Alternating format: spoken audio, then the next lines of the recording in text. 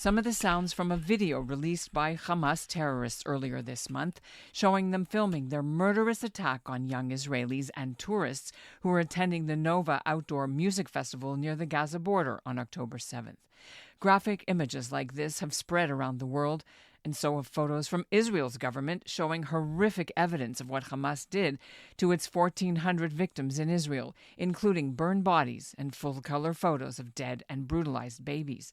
The massacre, plus the kidnapping of nearly 200 people, including Canadians, has traumatized many people here at home. In fact, the Jewish community is on edge also from Hamas's recent threat to conduct a day of rage against Jewish targets around the world last week that led to beefed-up police patrols around schools and synagogues in our country, and many parents deciding to keep their kids at home. So Vancouver's Jewish Federation has offered resources, including from the PJ Library program, to help parents talk to their children about the war. Ottawa's Jewish Family Services says it will provide single sessions of therapy for those who need it, to help in Russian or English or Hebrew or French. And Toronto got 250 mental health professionals to volunteer their time to provide counseling. With commentators saying this was a pogrom and Israel's 9/11, we've asked an expert what steps to take to help your children and yourselves cope with the anxiety. Let them speak and lead the discussion before we jump in and fill in with vocabulary and examples that they may not be asking us for.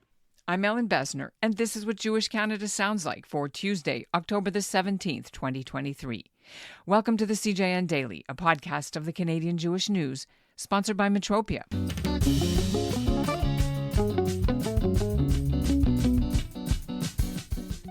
Leanne Matlow is a cognitive behavioural therapy counsellor in Toronto. She's also the founder of an annual mental health empowerment conference aimed at giving young people the tools they need to cope with anxiety. That conference took place last week as scheduled at a local Toronto theatre, but due to the current community fear and grief as a result of the Israel-Hamas war, Matlow held a fundraiser and also arranged for her guest speaker to pay an emergency visit to Toronto's Chat High School so he could talk directly to the students about coping with anxiety during this stressful time. She also has taken the initiative to compile a list of 10 tips for parents to help their children manage their fears, although many of the tips apply just as easily to us adults and grandparents or other caregivers. Leanne Matlow joins me now. Thank you for having me, Ellen. In light of what's come out in the last few days about the attacks on Israel by Hamas, it's continuing to get more and more gruesome. You decided to issue a list of suggestions for families and how they can help their young people through this terrible period. Why did you decide that you needed to issue this? Were you hearing from community members, or where did this come from? In all honesty, we know from statistics that if a child has the propensity to be anxious, that usually shows up when they're a child or in their youth. It usually shows up before they're 25 years old. And we know since COVID that the number of people who are suffering has only gone up. Now, let's add a horrific world event that many people are personally affected by, and we have, unfortunately, a recipe for disaster. So yesterday, my phone was ringing off the hook from parents. I was getting emails. How do I explain this to my kid? My kid walked by and heard this on the news. Their friend called them and told them that this, and this happened. And for the older kids who are on social media, horrific images are being shared and details that are beyond comprehension and with vocabulary and images that they've never seen or heard about, thank God. And so people have been reaching out saying, how do I explain this? What do I tell? What happens if my kid, can't sleep? Should I still send my kid to tennis? Is it appropriate for them to, go on with their lives?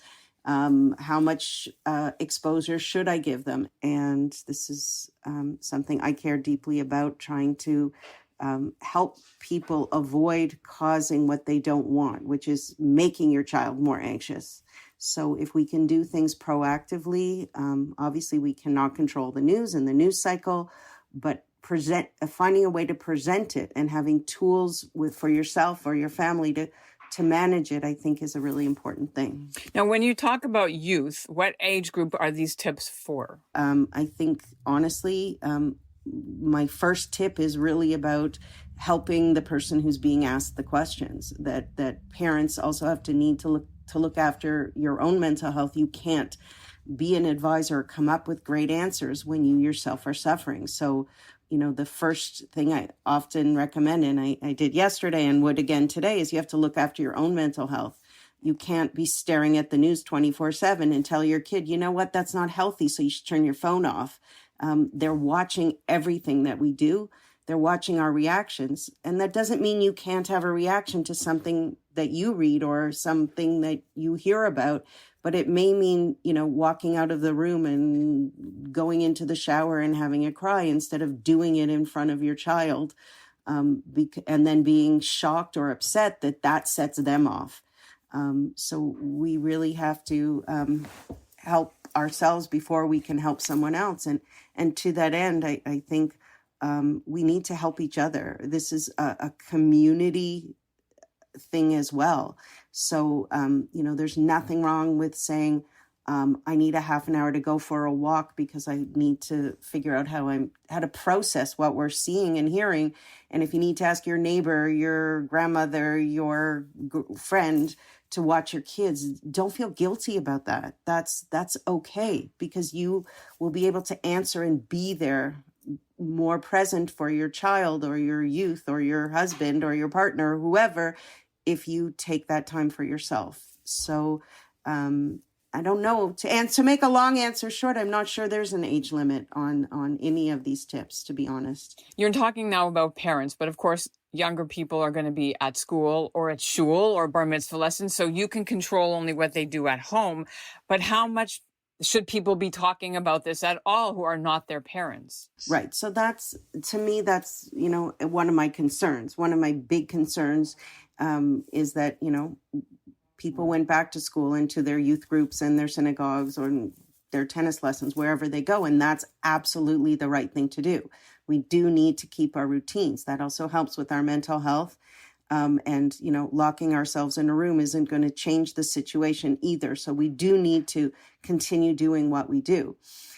But to that end, the moment your child walks out into the world, let's forget the cell phone thing. The minute they go off into the world, they are going to hear other kids are talking about it. If your rule is we don't talk about a certain topic, that doesn't stop the kid from their friends talking about them, telling them some horrific story. And as I explained to a parent yesterday, what often happens with these things is it becomes broken telephone. One child hears something, then not because they're evil or diabolical, but a piece of it gets slightly changed or it gets misheard, and then it gets passed on. And then children become incredibly anxious based on something they heard from someone that is not their parent. So if the question is how much should people in the outside world talk about it, I mean, it's hard. The answer is not never, because it's going to happen.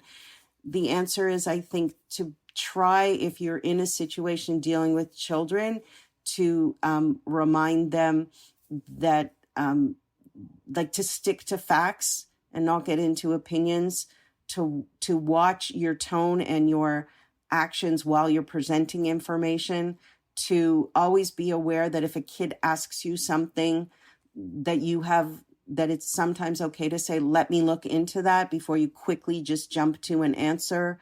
And that at the end of the day, I encourage those same people and those parents, when the kid comes back, to ask the child, what have you heard? Before you start jumping down with, did you hear this? And correcting the information or changing people's opinion, especially as the children, the teenagers, etc. Before you jump in with your opinion on something, let the child speak.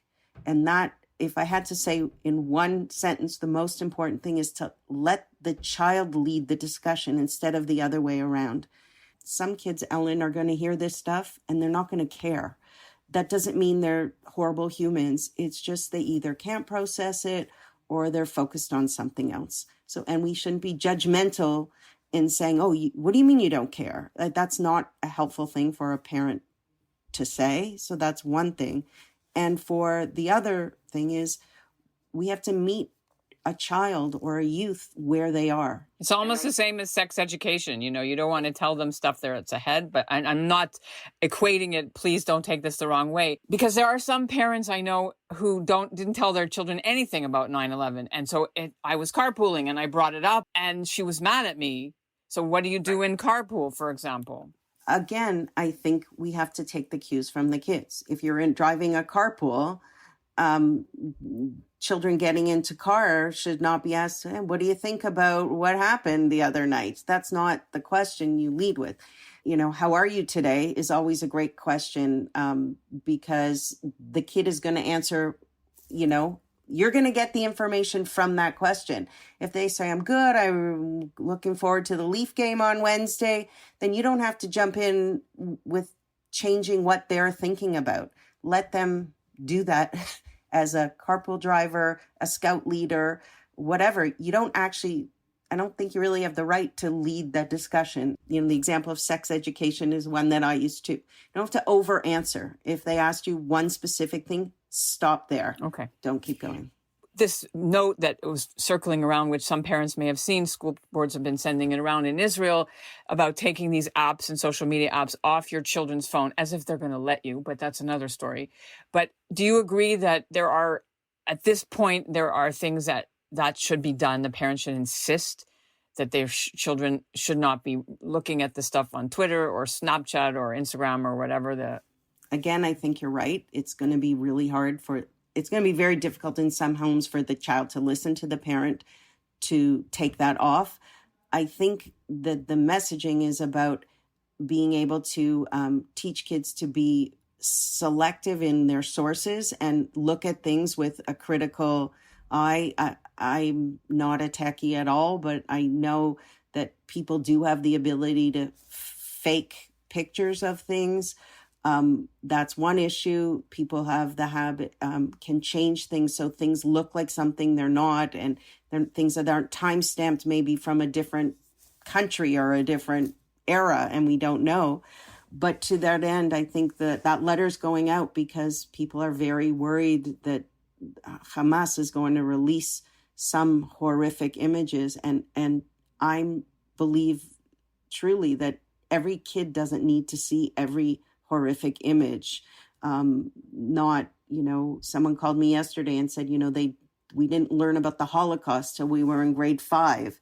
So that's kind of a marker at which I want my child to really know the horrors or see a photo. So if you have the ability to be in the room while your child is looking at something, I think that is a really helpful thing, because then you can answer on the spot.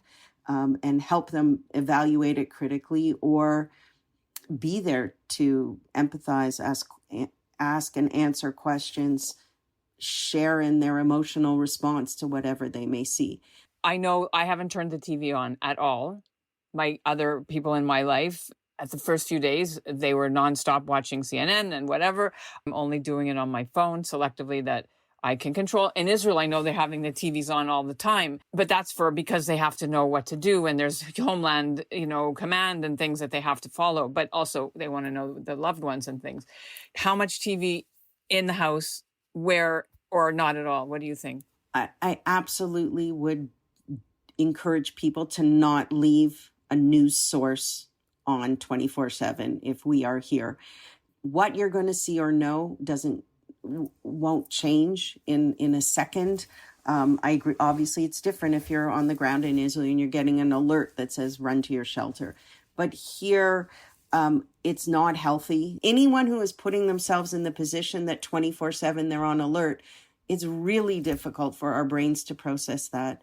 And for a child, it's absolutely not recommended. We need to help kids set realistic boundaries and model it. So if you say, I'm going to check my phone once an hour for 3 minutes, and you model that, maybe that's something your kid can pick up on. You're going to hear anyway. That's what I said to someone this morning. Like, you're going to know anyway. Whether they whisper it to you on shul or you're at the store or whatever, you'll see it. I want to pick up on 2 things that your tips say, which we haven't talked about. Reassure, this is number 6, reassure your child they are safe here. Clarify where the conflict is happening. Why would kids not know that it's in Israel? I thank you for the question, actually, because I think a lot of younger kids do not possess the ability to understand that the things that the images they're seeing or what they're hearing about is 5,000 miles away. We in Canada, thankfully, we're not going. I highly doubt we're going to get a red alert that we're going to go into somewhere. We don't have bomb shelters here, so I think the idea. What happens once our brain gets activated in a certain way, right? We become overly scared about everything. So kids may hear a story. The reason I wrote this sentence is because kids are going to hear stories that some bad guys came into their house and grabbed their mother or them outside of Israel. That's not, I feel pretty safe to reassure a 5-year-old that's not going to happen. And I think for kids that age, we really have to stress, you're not alone. I am here. Your parent is here. Even if I'm not physically in the room with you, this is where this question always comes up. I'm in the house. You're not alone, that we are safe. Questions around always come up. My kid sees there's a guard at the school, or there may be an extra guard. In shul this weekend, suddenly there was a police car that wasn't there when we walked out after Simchas Torah. Reminding kids that those people are there to help us be safe, as opposed to, we're not trying to add to their fear. We're trying to keep them safer. So reminding them they're safe and all these things are in place to help them keep safe. 5-year-olds usually are not. I think it's fair to say most of them don't get yelled at. They may hear something. We can say with pretty good certainty that our Jewish community is safe here. I think that it's slightly different if your child is off in university. I think that the universities, I know Hillel is offering a lot of services right now, that the safety question may be slightly different if the child is not living in your home and is off at a college campus. And as we unfortunately know, those are places where more vitriol is shared. So encouraging them, if that is your child, to seek out the resources. They're on all the Hillel pages, etc. Find people who they can be with that help them have that feeling of safety. I would not say to a child, come home, you'll be safer here, because that's not the answer. That's giving into the fear. I don't believe that's the answer. So taking this anxiety and concern and putting it into positive action-oriented tasks was number 9 on your list. Why did you think that's a way to push forward in this terrible time?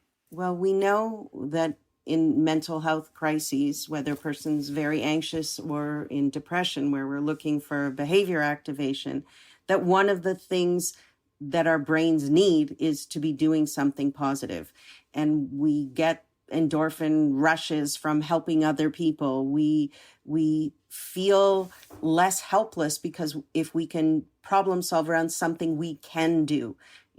I know my family in Israel, thankfully they're safe, but they're out buying groceries, and my nieces were picking fruit today to get to soldiers. Those are things they can tangibly do. We don't have the benefit of being able to do that, but we can collect all the quarters around your house and drop them off and donate them. We can write letters to soldiers or kids who are being moved from the border towns and being misplaced. Can we write them a card to say, I'm thinking of you, here's a little puzzle or a picture that I'm drawing? It's a very helpful way to not feel helpless. And that, in a situation where, again, we're watching from so far away, turning it into something that's positive. Older kids can be writing letters to politicians or speaking out if they're comfortable, or attending rallies or prayer vigils, whatever they feel comfortable with. But, there is also a very important thing about finding community and not feeling alone. A lot of mental health issues are about feeling alone and feeling you're the only one who is having these thoughts. So once you step out of that room and can find other people to be consoling, to help you do something positive, it is a very helpful way, and sometimes the only thing we can do. This is very, very helpful. One last thing which we have to mention, one of your tips is make sure everybody is not hungry when you talk about these things. Feed them first, because that will make things go down a lot more smoothly. And don't do it right before bed. That to me is the second most important thing. These are very big conversations. These are very difficult conversations. So your kid may be totally fine and not mention it, and 3 minutes before they have to go into a dark room with maybe a sibling or maybe alone, that's when they're going to bring it up. So I encourage parents to, if the topic is going to come up, ask their child, tell me how school went. How are you feel? Like, it's going to come up. Let it come up at 7 o'clock in the evening while you're sitting around a table or sitting together on a couch, because that you're going to then get your kid off to bed in a better mental state to sleep. And I do think that idea of that's just for adults too. Also, if you're hungry and tired or dehydrated, you are not your best self, and that's not the time to enter the conversation. So when you do pick up a child from school, go home, have a snack, have a nice big glass of water, and let them sort of be a little calm, and then let them talk about it.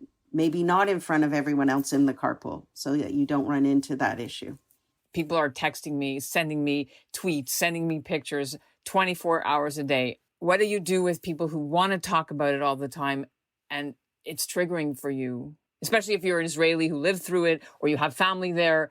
You know, how much do you participate in the group chats? How much do you don't? To me, the first piece of that is empathy, being understanding that some people are going to be able to cope better than others. We never know what's going on in someone else's head, so we shouldn't assume that they want to talk about it all the time.